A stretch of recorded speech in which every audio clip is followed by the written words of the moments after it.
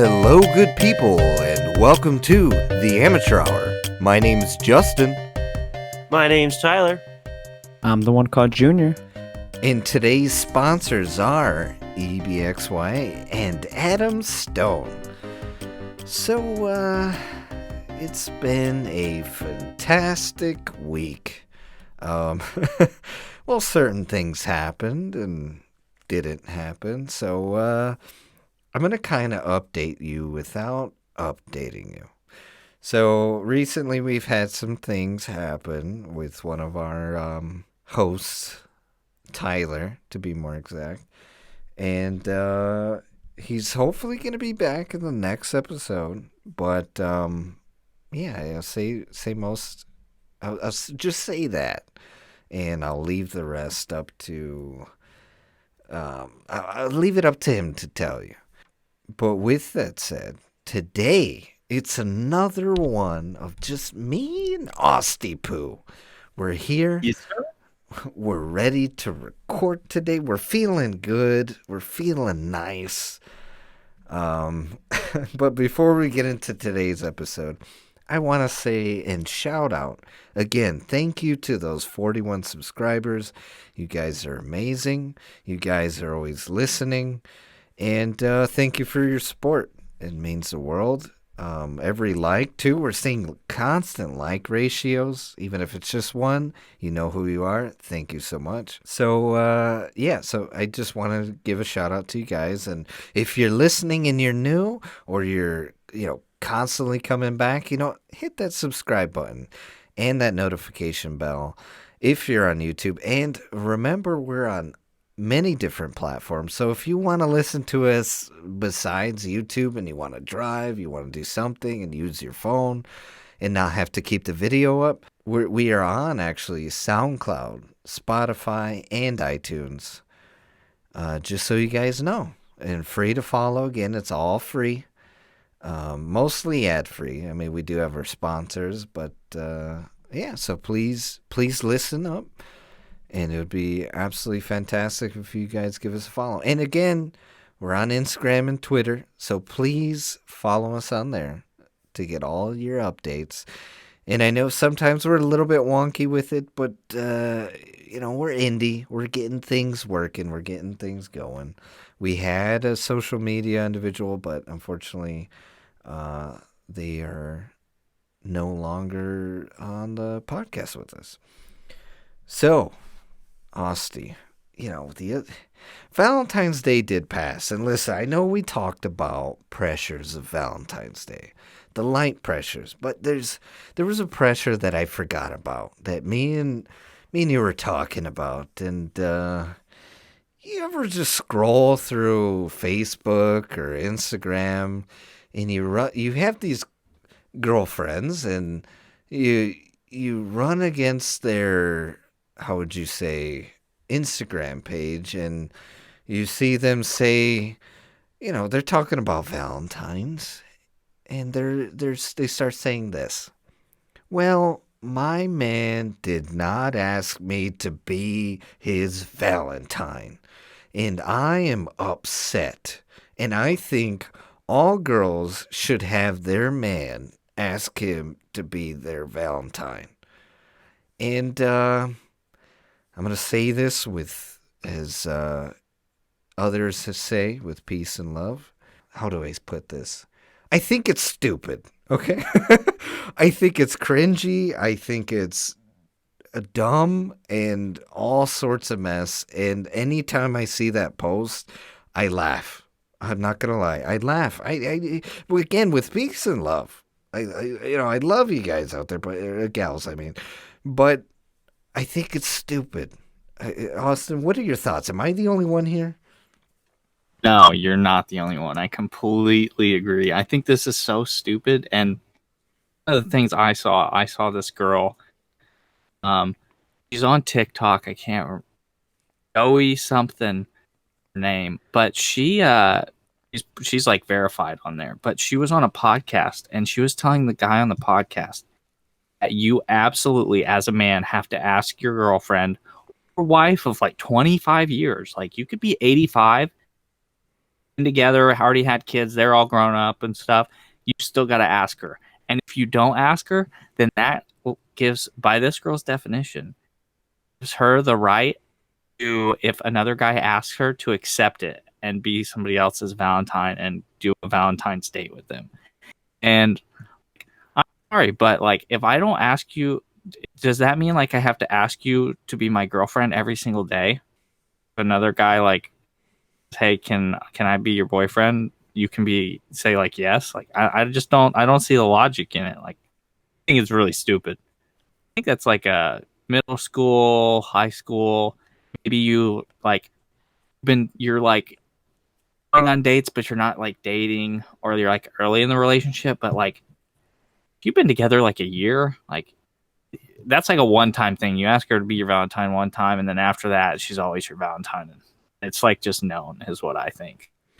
I agree. Like, you're making this point. Like, do you have to ask them to, hey, do I have to be, would you like to be my girlfriend? Like every time, I see, and I'm not trying to be like, for example, this brute guy and trying to be this person that's saying, oh, like this is all crazy. Like, no, but I think this particular idea about having to, it's the have to part. Like what that girl was saying that you're saying on TikTok, that is over there saying like, do you have to? No, I don't think you have to. You don't have to get your girl flowers. You don't have to get her chocolates. You don't even have to get her a card. You do it out of the sheer want and will that you generally want to show your affection on that day and show your love. Like, for example, I have always been a guy. I don't like celebrating on Valentine's because celebrating it on Valentine's Day is an absolute nightmare. Like the one time that I did, it was like insane. There was people all over. I mean, you had the sad couples dressed up going to a Chick-fil-A, like because they couldn't even get reservations and it's last minute, and it's so much pressure that's not needed in a relationship. And I think it's a bit shallow for someone to think like, okay, well, he has to do this for me and ask me to be the Valentine's. If not, like, he's a garbage guy, or like he's no good, or I'm up for anyone else asking me to be the Valentine. Like, I think that's a very selfish and weird way about going things. Like, I get like you want someone to be romantic in such, but I feel like in certain relationships, like you should be on a level with each other where you understand the guy's like affection. Like there's always different types of affection. Like, so I'm not the type of guy that's gonna write a love song or write a poem. Not gonna pull out that guitar and play her a song that you made for Valentine's Day. You piece of crap. Exactly. Just I'm gonna write you a love song because you have, I don't want to get copyrighted because I'm so on pitch. But anyway, but yeah, no, like I'm not that type of person. How do I show my affection? Well, I try to tell you how much I like you throughout the year, how much you mean to me. But I'm a gift giver. Like and I'm not a fantastic gift giver, because sometimes, like, let me tell you, like, I don't know what to get anybody, but I much rather give gifts than try and write like a love letter or craft something like, here's a paper mache heart. Like, like that's not me. So I think the person that I'm with, I expect them to understand that that's my love language, essentially, right? Like, everyone has a different love language. You can't expect someone to have the same love language as you all the time. But if you're in a relationship, you guys been together for so long, you should understand. And I I agree. think and there's one thing I want to point out, and then I'm going to turn this over to you too, Austin. Is like the idea of like, why does it just have to be the guy to ask you to be the I Valentine? was going If to that's ask the same thing. if that's an expectation for the male to do, I mean, we're in this generation, right, where we empower women, and in that case, why don't if that's something you want, then why don't you ask him? Like, I think I would appreciate that sentiment if a girl is if I wasn't into it, right? Like, because I find it quite frankly cheesy and just uninteresting and childish. Like, that's just me. Not to say that I don't celebrate Valentine's Day, for sure I will, but it's the idea that I have to ask you to be my Valentine. But anyway, so I would if she asked me, "Hey, would you be my Valentine?" Of course, I'm gonna say yes, and I'm gonna be happy, and I'm gonna love that sentiment. But why do we have to ask? Yeah, I mean, here's my thing about Valentine's Day. First off, Valentine's Day was just created for businesses to make more money. So it's like a sneaky way. It's like it's dumb anyways. In my besides that, like there's already so many expectations on guys in general for Valentine's Day. Like most of the time, at least in my experiences, I can't speak for everybody, but maybe can agree, Justin. But most of the time, I feel like a lot of the planning and stuff is on the guy. The guy's got to like, do something romantic, super cool. He's got to make sure that reservations booked and not end up making them go to Chick-fil-A because he forgot to book. Like, got to get her obviously the flowers. You got to get her the chocolates. I know. My thing was I'd get her flowers. I get her some chocolates, and I'd get her like a cute little bear. And like, there's a lot of expectations already, and you want to add another expectation that we have to ask you every single year. Like, sorry, I'm never doing that. Not a thing. Like, I started dating a girl one time. I started dating her the end of November, and I didn't even ask her. I just said, "Hey, we have plans Valentine's Day." Like, that's all I told her. Like, by me telling her that, that was me saying, "You're my Valentine." Like, it's just the thing. Oh, like, I just think it's really stupid, and I agree. I honestly think it would makes more sense in my head, like with how things are going right now with Valentine's Day, or at least in my experience. I'm doing all this planning. If she wants like that kind of interaction where there's like an asking, she should take on the put the shoes on and do it. I think that would be extremely attractive for a girl to be like, "Hey, listen, I want you to be my Valentine this year." I'd be like, "If you bet, I'll be your Valentine." So like, I kind of feel like there's already enough expectations on dudes, and I don't think in general we really don't need to put any more expectations on Valentine's Day. Anyways, there's already more than enough, and it's already more than big enough headache most of the time. Because it's like, you think about it, like, you really only enjoy like a couple hours of Valentine's Day. Other than that, it's just a pain. You got all the planning, you got to make sure you get the reservations, the stress of it. I don't know about you, but I stress the whole time trying to figure out what I'm gonna do, where I'm gonna take her to eat, all that stuff. So it's like, it's so stressful, and then you get like a 2 hour enjoyment where you eat your dinner, you give her the gifts and stuff, and then it's like over. Yeah, and then on Valentine's Day too, you're being rushed out of your table. So like you can't even sit there and have like a 3 hour conversation. I don't know about you, but like when I go to restaurants, I am there to sit there and I am there for the full-fledged experience where I'm going to have conversation, I'm going to laugh, I'm going to relax. I don't need a waitress or waiter trying to push me out because someone needs the table. Like, no, like that's not me. If I'm paying for a restaurant, I'm paying to sit there and talk. Even if I go out to a fast food restaurant, I'm going to go out. If I'm going to sit in the restaurant, I'm sitting there, I'm going to talk, I'm going to have conversation. especially if I'm on a date, that's a part of the date. I need to, it's like a middle ground meeting area that you're getting to know the girl and she's getting to know you, or guy, like, whichever you prefer.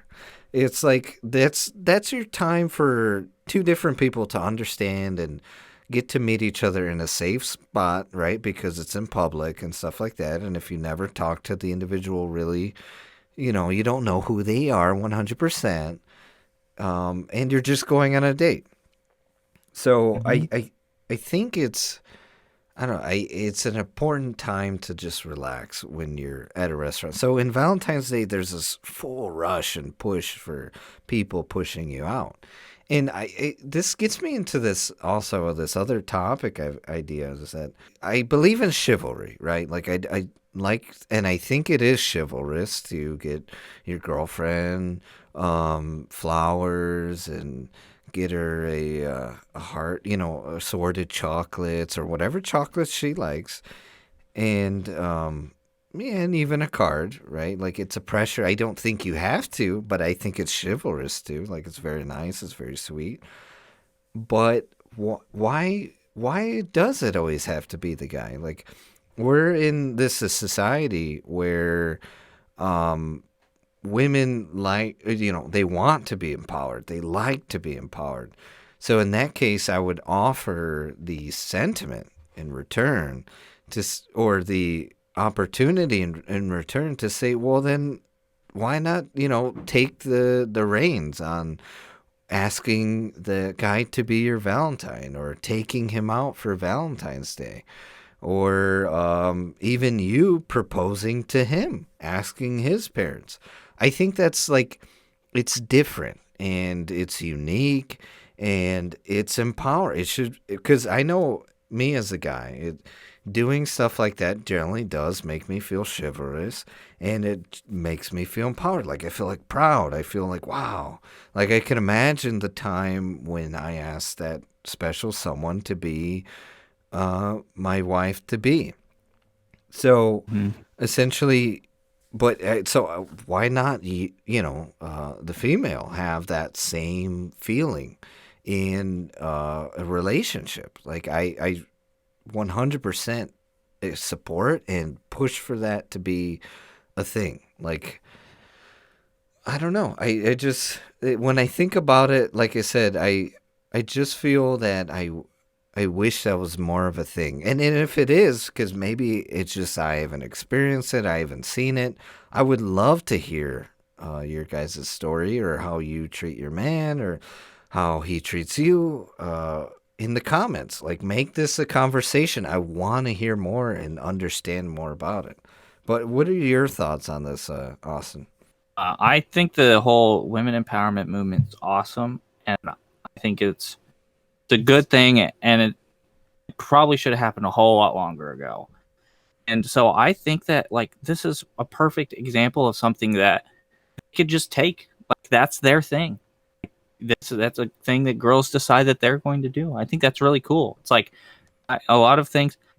The getting engaged, most of the time, the guy is the one that's expected to pop the question. Like, guys have all these things, so it's like I'm perfectly fine with them taking something. And I feel like, I'm sure there's a lot of girls specifically, or really into the women empowerment movement. I'm sure there's a lot of girls that are interested in doing it, but it's like, in some ways I think it gets shunned a little bit by like mainstream society sometimes, like girls taking the reins on certain things. But I think that it would be super cool for girls to just kind of like, I mean, you hear guys all the time talk about it, like, super attractive when a girl's just like takes charge. She's like, she comes up to you and she asks you dance, or she comes to you and she says, you're going to be my boyfriend, or stuff like that. She just like comes to you and she just like takes the reins, in a sense, of the relationship, no matter what kind of relationship it is. It could be, there are obviously different levels of attraction. Like, you can be like, that is a awesomely attractive friendships level quality that somebody can have. Like, you have that one, everybody has that one friend that just takes charge.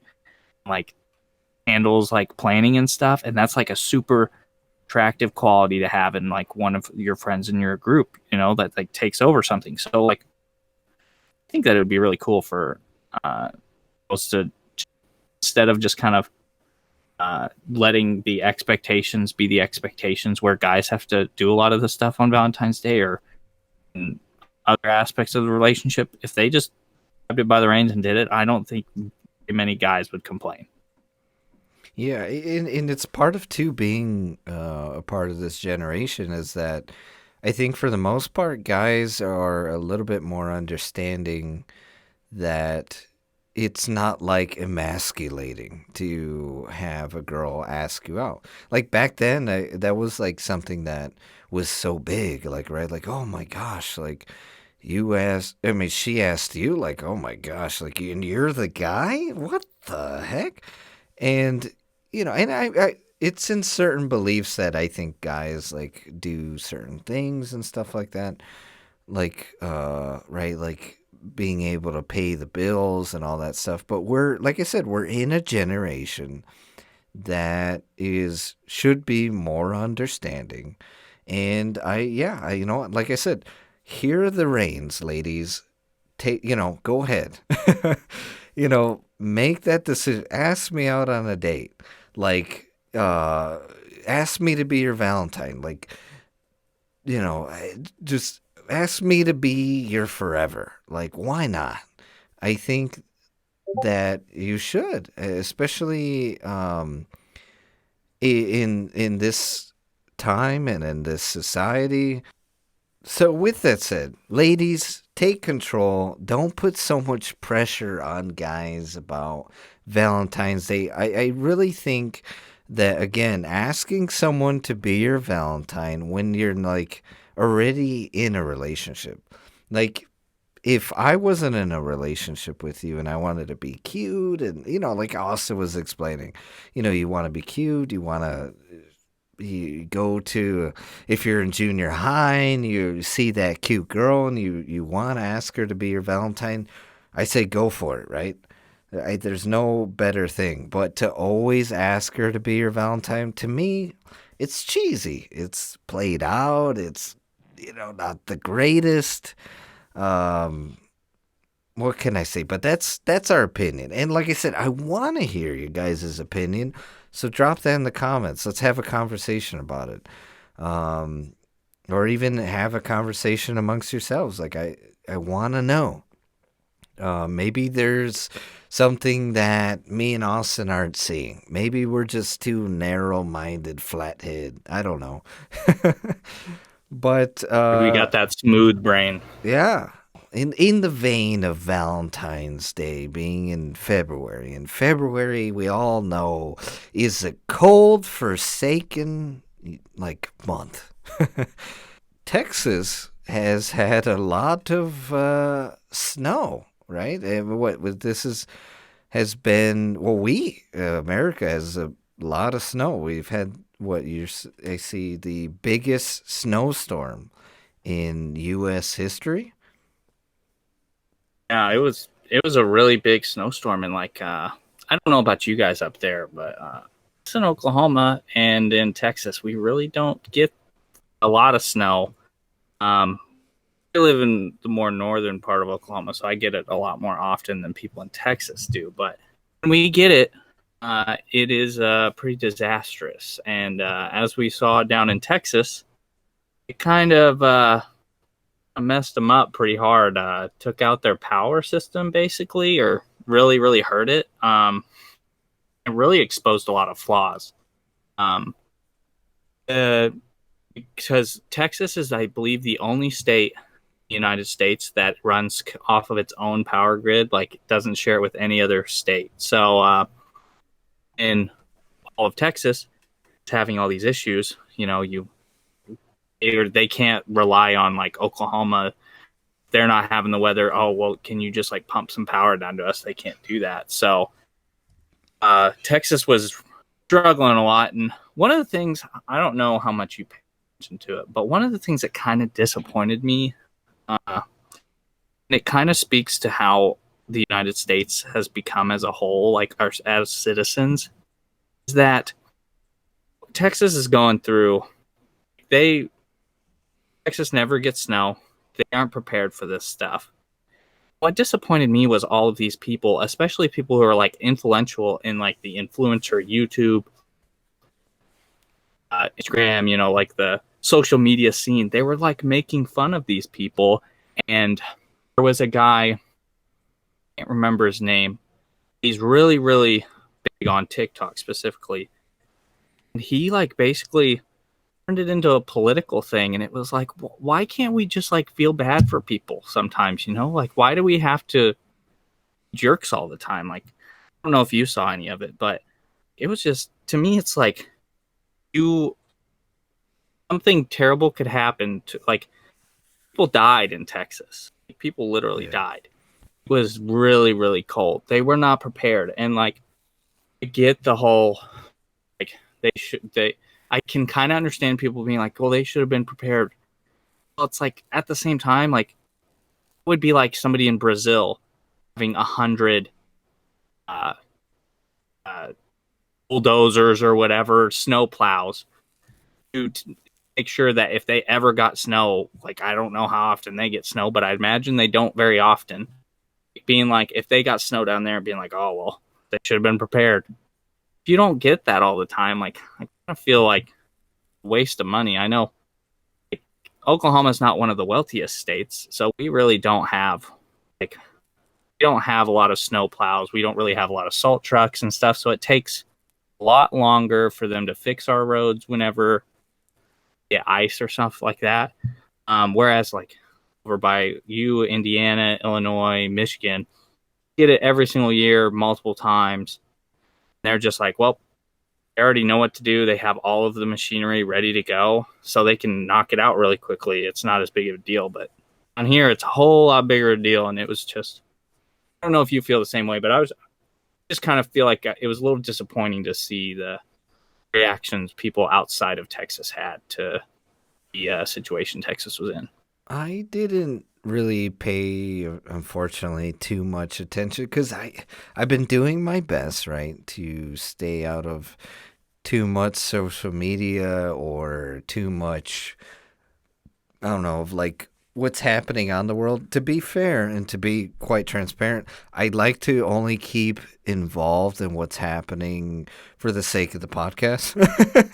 Because we do have this section that where we always like to give you guys like up-to-date information, like stories, or like in the tech world, or in the gaming industry, or just sometimes just actually in business, or just news in general. We have a section for it. So that's the only real time that I pay attention, which is there is some more important information on Texas that actually showed up in the news, which I kind of want to talk about because it's, I mean, though serious yet kind of funny at the same time, I guess, just like funny in the idea, right? But I don't want to spoil it. We're at 30 minutes. So we're going to cut to our sponsors because it's only an hour episode. So we got another 30 minutes for you guys. So we're going to have both sponsor ads run back to back as opposed to being separate as they normally do. So please stay tuned and enjoy this word from our sponsors. Adam Stone, a unique and talented artist hitting the alternative rock scene. Listen to him as he jams his way into becoming a new hit artist. But now you will, 'cause I am bringing you down. I'll take you off your chair, setting fire what's left from your hair. Someday. Listen to Adam Stone singles for free on Spotify, SoundCloud, and YouTube. Surrounding me. I don't know why I was chosen to live like this every day, every day, every day. I don't know why You can follow your favorite ghost, Adam Stone, on Instagram and Facebook. Link in the description. I often find myself wondering, what's next? What lies ahead? Where do I go? How far will I go? We often think about tomorrow. But what's the point? What's the point of not looking at what we have in front of us? Why not look to the present and be grateful? Why do you run from today? What difference does it make if everything you have today can be gone tomorrow? So I urge you, live for today. Search EBXYA on Amazon today to get all of your XLR cable needs. Link in the description. And we're back from that word from our sponsors. I hope you guys enjoyed. Again, links are always in the description down below. So click the description. We take you straight to the Amazon page for EBXYA. And we also take you to Adam Stone's Linktree. He's got a few. I believe he's also got a social media link to it, as well as some new songs. So you could just click on it and listen. So yeah, make sure you check those two out. They are phenomenal individuals. And again, friendly reminder, in May, it's going to be our last month of uploading before we're on break until season 3, which starts in September. So just letting you guys know. All right, just so you're aware that we're nearing the end of our season in a couple months here. And it's just going by so fast, so I even got to remind myself. And again, as always, hit that subscribe button and that notification bell. And if you're on SoundCloud or Spotify, hit that follow and follow us on our social media. Linktree, again, in the description.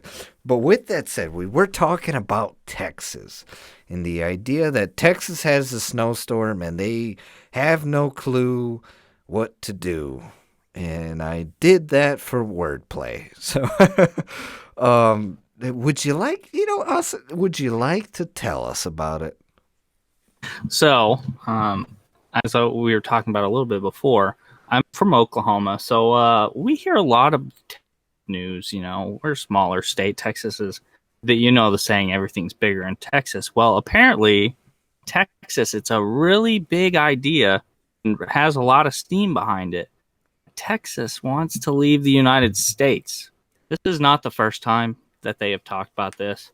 I believe this time they've actually sent a bill about it to Congress.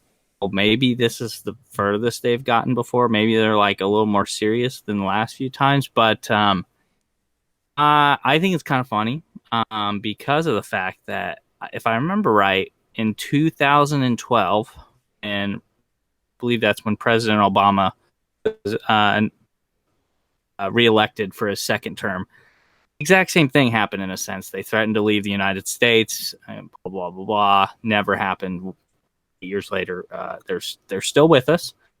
So I think it's just kind of funny, and I think it's funny that states in general have been doing this. Like, I did a little research on it, and I guess California 2016 threatened to leave. There was a few other states, I think Washington, Oregon. I just think it's really, really funny that Texas wants to leave over something, really as dumb as it's mainly seated in political beliefs and stuff, and you can say what you want about it. But in general, I just think it's really, really stupid idea to leave the United States because, yes, Texas is big, and yes, they probably could sustain themselves decently. Now, obviously, the snowstorm made out something very, very, a very big weak point that they probably need to upgrade their electrical system. It's probably a little old. I think most of the United States is, but Texas, I guess, is really, really old system. I don't know. I just think it's just really, really dumb. I don't see the big enough reason behind it, because at the end of the day, like, they leave, are all these Texans going to have the same quality of when being in the United States, because like what they don't realize is there's a lot of things that the U.S. does. There's grants that they give to the states.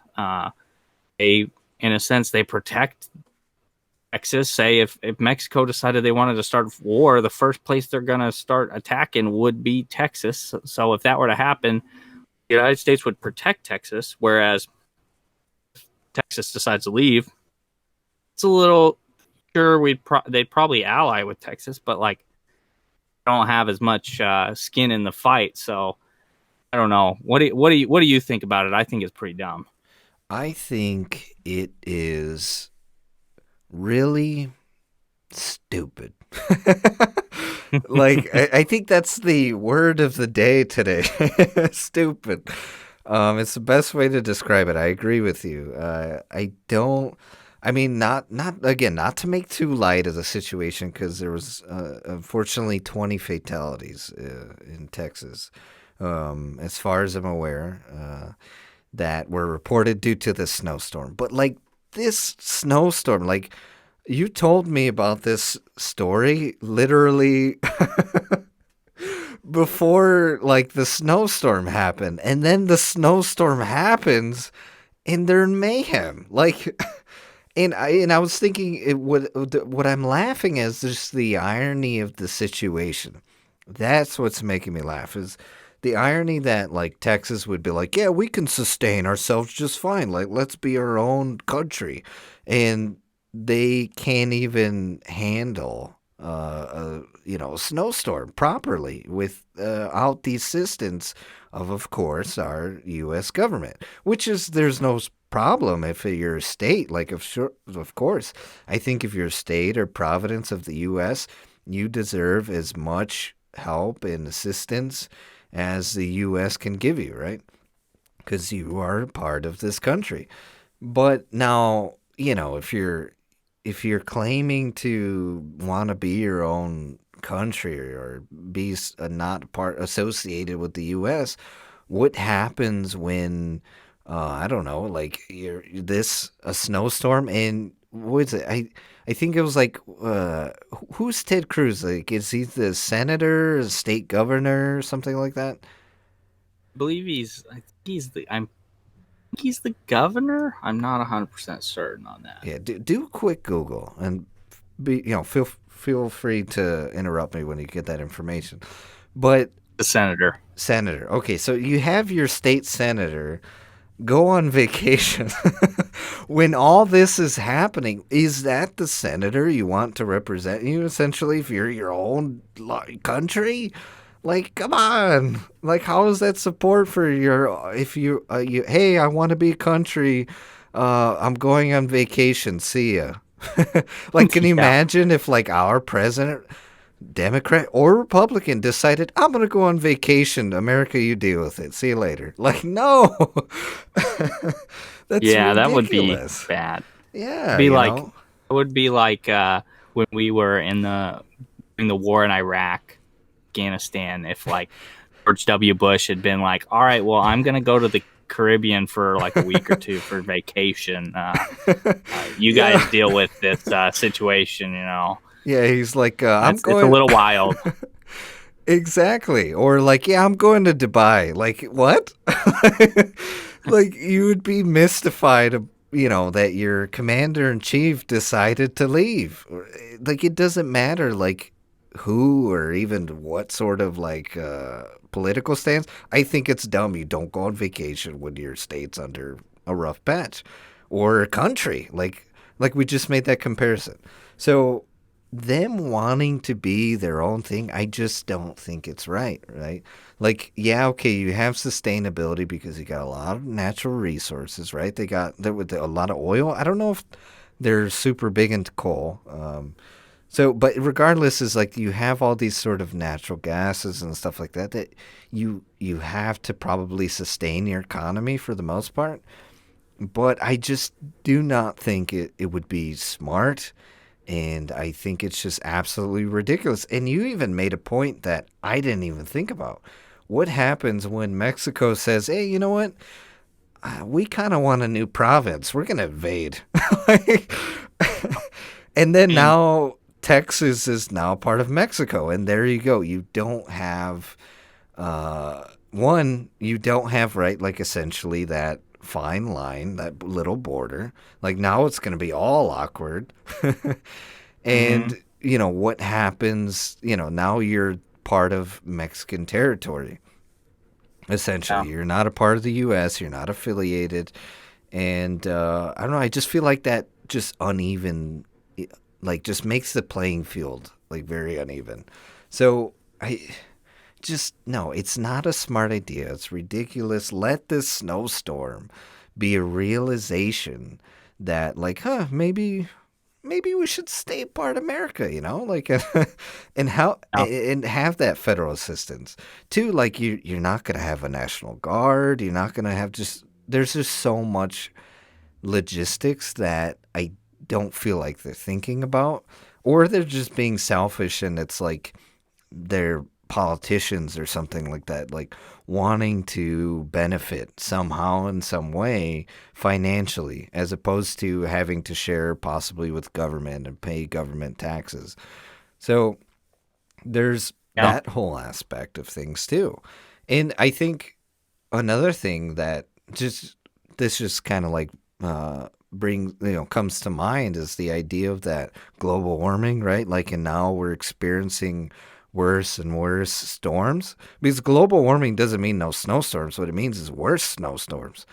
So that's also something to worry about, and kind of pushing to a little bit more greener energy. I still think I'm fine with the idea of mining like oil and getting oil and natural gases and stuff like that. But just be careful with how much we do it, because it's going to be harmful, and just upkeep our little, our green sort of status, like, right? Like solar panels and all this sort of renewable energy. I think it's just the smarter way to go towards the future, especially with all this tech and stuff that we're using. But with that said, though, this also has me because it has me falling towards this billionaire sort of tycoon thought, right? Like, who's benefiting? And it has me thinking about Jeff Bezos. Recently, Austin, and other news, Jeff Bezos decided to step down from CEO of Amazon, just because a lot of people speculate that Amazon has been receiving a lot of just fire recently by the consumer bases and by their workers, predominantly by their workers, from just, like the work environment and stuff like that. So they're receiving a lot of backlash. And Jeff Bezos doesn't want his name plastered as the CEO, being this top of the dog rich man, doesn't want to ruin his brand, essentially, being associated as the CEO of Amazon. So I think that's, I don't know. What is your thoughts on that? What I read is that what you read makes a lot of sense. Like, he doesn't want the fire. But what I read was that he's stepping away as the CEO of Amazon because he wants to focus on, I believe he has a lot of money into a company kind of like what Elon Musk has, where he wants to privatize going to space. And he has his own little like space exploration company, I guess. I don't really know what you'd call it, but and he is obviously way behind what Elon Musk has going on. And what I read was that he's stepping away from Amazon because he wants to focus on some of his smaller businesses, which I can completely understand. Because one, Amazon is, whether people like it or not, Amazon is here to stay, and they're probably safer than what even Walmart is now. They're so safe. Their model is so safe. Like, they don't need Jeff Bezos to be fiddling in everything they're doing all the time. I mean, realistically, he probably was already pulled the reins back so far to the point where he was just kind of going through the motions every single day. Because once a company gets as big as Amazon is, like, there's only so much that you can try to control. There's just a lot of stuff going on, and no one person can think of every single thing that's going on. So he's like, I'm pretty sure Amazon, like a lot of big companies, has like a big board. So he probably wasn't making many of the decisions anyways. He was just like, I just don't want to be as connected to Amazon as I was before. I'll still own the thing, but I don't want to have to get that phone call at 2 a.m. whenever something crazy bad happens. So I'm not surprised. Hopefully this means that him and Elon Musk will be going head to head in the space industry, and we'll see some really crazy advancements. I love the idea that they are moving towards space, and yeah, um, that is one of the bigger things he's also going to. So, um, I mean, I'm glad that that's also reasoning. And like I said, I feel like you don't necessarily need your name associated, or like you were saying, sorry, that you don't need your name essentially associated with Amazon, especially right now when you could focus on bigger and brighter things. So I'm excited with that these billionaires essentially are deciding, we want to go to space. Because I think space exploration is it's a cool idea. Would I ever want to go to space when I think about that, right? Like, let's say they made commercial spaceships. I don't know if I'd go on one, to be honest. I'd be kind of afraid. I would 1000% go. I love space. I've loved space my whole life. I love everything about space. It would have to be so established, though, that like it's just airtight. Like I don't have to worry about anything. Like roller coasters, for the most part, like they're so advanced as of right now, and their safety precautions that, like, yeah, go on a roller coaster. I'll risk it. There's still a bit of risk, but I'll go. I think like that's how I feel. As safe as an airplane, like going on an airplane for a flight, basically. Airplanes kind of are a bit scary as of right now. Boeing, oh poor Boeing. Recent news is they've all their private jets, I believe, grounded because there was a problem with their engine. And I'm like, Boeing's always having these issues where they have to ground their planes and fix these technical issues that they're having. So that's kind of scary. So right now, plane travel for me is freaking out. I've never been on a plane, and Boeing scares me. I mean, I don't mean to like fearmonger, and I really hope that they're just technical glitches that they could easily fix, mechanical, I mean, that they could easily fix and get out the way. But yeah, that's one thing that happened in recent news, that when you mentioned airplanes, that's what I thought about. But news is news, and we're kind of a bit out of a time constraint, and we got 10 more minutes. So 10 more minutes, I want to talk about something fun, and I think why don't you start us off, Austin? All right. So recently, as may have mentioned before on the podcast or not, Justin and I like to play video games. I don't know if you knew this, but we really like to play our games. And one of the things that I've constantly thought about in my head, and something I've really had trouble with, is people who get digital games. I just don't understand it. I am a hardcore physical copy of the game kind of guy, and really, I think probably in the last 3 years, it's really become a thing. Like the digital, should you get the game digital versus the physical? And like, I don't know about you, but I fall on that physical version of the game. I love to have a shelf with all my games on it. I like to be able to look at them, because it's like if you have a digital version of the game, you can't hold the game in your hands. If you have a physical version of it, like, you can have it in your hands, you can open it, you can close it, you hear the nice crisp popping of the plastic as you open up a brand new game is always a good sound to hear. So I am 100% in the physical group. I like the physical versions of the game. In my opinion, that's the only way to do it. What about you, Justin? I am 50-50. So, back then I was really big into the physical copies.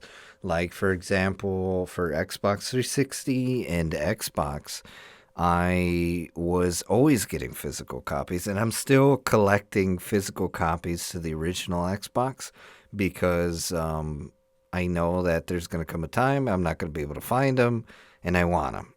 And I'm a big collector. Like, I collect comic books. I collect consoles, particularly only Xbox. I collect all of their consoles. I have almost every generation or in every version of an Xbox. Like, I have two versions of the 360 that are very interesting to me. I have a collector's edition for the 360. I have the original Xbox, and I want to get another version of the original Xbox that's also limited edition Halo copy that's all green. I have I have three Xbox Ones that are essentially one of them is a limited edition, which is why I recently got it. So I am a collector, is my point. And I do enjoy the physical copies for the 360 and the original Xbox. But when it came to the One, I only like to get specific games that I feel like I want to collect. For example, the Mass Effect remastered copy is coming out, and I have a collector's edition that I had ordered. And I'm getting the physical copy for it as well. So, because I think it's going to be a cool collector's item, but for the most part, I'm not too much for the disc version with these modern consoles. Why? Because I have the ability to share, profile share with like another console, and so like you're getting essentially you're paying for one game, but you're getting two copies. And I have two Xboxes, so if whoever comes by, like you come over, Junior comes over, Tyler, my cousin, or anyone else, I have this extra system. They come over, we could play an online multiplayer game without having to worry about, oh, I only have one copy, let's share. So it's a fun experience. So as of right now, I do not get physical copies. Oh, it's worth mentioning.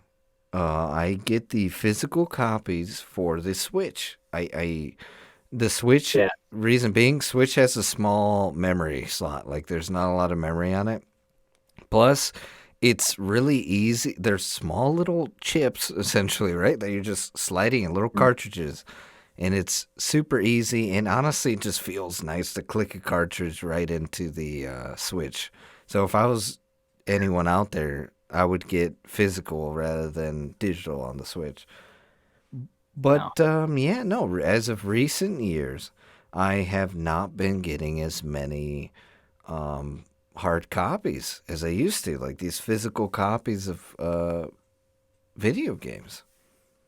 Mine is like, I probably need to backtrack a little bit and say not every game I get will be a physical, because I really like to have the physical versions of like Nintendo games specifically. Like, my Switch games, 98% of them are physical games. My GameCube, my Wii, all of those. I mean, obviously GameCube, that's the only way you could do it. But like Wii was when it kind of started. You could get the digital games. Like, I like, one of my big concerns is like, and it's one of the reasons I really sway towards the physical version of the game is like, what if the online system for that console goes off and I can't go back and play this game that I loved as a kid? Like, there's probably some games that I had that were digital on my Wii.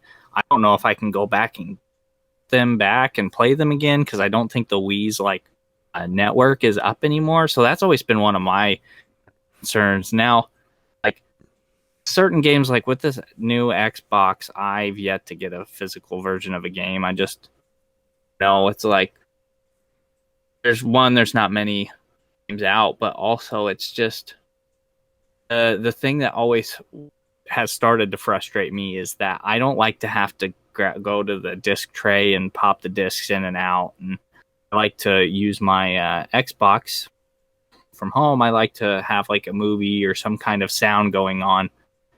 And so I would always, if Justin would ask me to play a game or something, I'd have to pop out the disc, pop in the physical version of the game. So in that regard, it's much nicer. But like Nintendo consoles specifically, like most of the time you're playing, let's be honest, Nintendo's online service, not very good.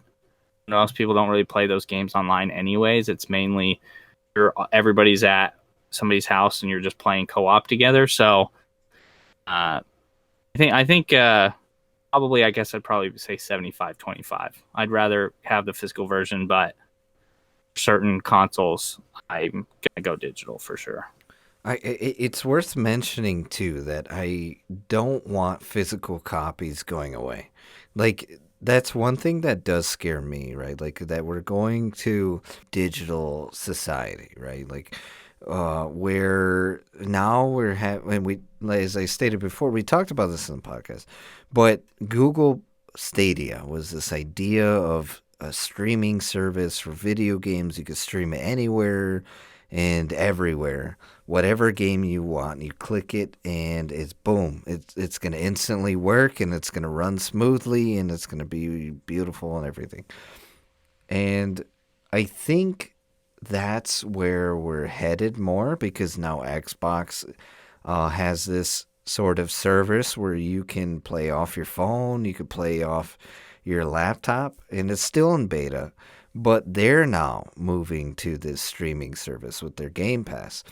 So I think eventually that's where it's going to lead. Everything's digital, but I don't want them to take out the disc tray, because I like the idea, one, it has a Blu-ray player, and I like the idea that I can essentially collect something, because, again, I'm a collector.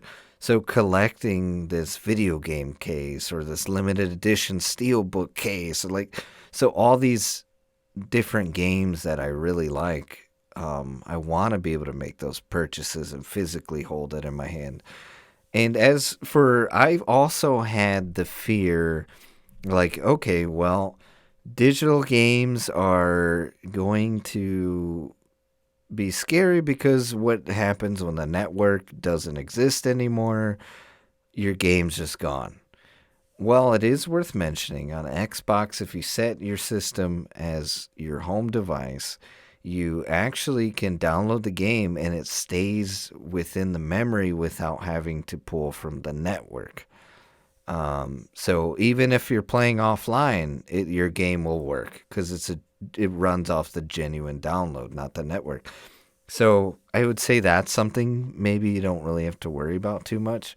Also, you really wouldn't have to worry about too much, because I don't think the network for Xbox is going anywhere, because they're combining. Think about the Xbox One and now the Xbox Series X. The Series X is a new generation of console, but they are keeping the OS and they're keeping the games all interconnected. And same for 360. They're recreated all these games so you could emulate them and have that backwards compatibility. That's going to stay there forever in that network. So I think back then that should have been a fear, like for the 360, that should have been a fear for the original Xbox. But with this new generation of model, we don't really have to worry about it too much. But at the end of the day, I would hope that they don't get rid of physical copies, but I'm all for digital as well. So with that said, we are at time. But I want to hear from you guys in the comments. We talked about a lot of interesting things. I would like to hear your guys' take, or gals out there, our listeners out there. I would like to hear your take on the Valentines. I would like to hear your guys' take on Texas. Should they not be a part of us? And don't make it political, please. We're just talking about the whole idea of Texas being separate. And I want to hear, do you like physical games or do you like digital? Me and Asti, we're kind of for both. A little bit more towards physical, but we're kind of for both. So with that said, please leave those comments. We will read them. I want to read them. And let's start a conversation. So with that said, we love you. Bye.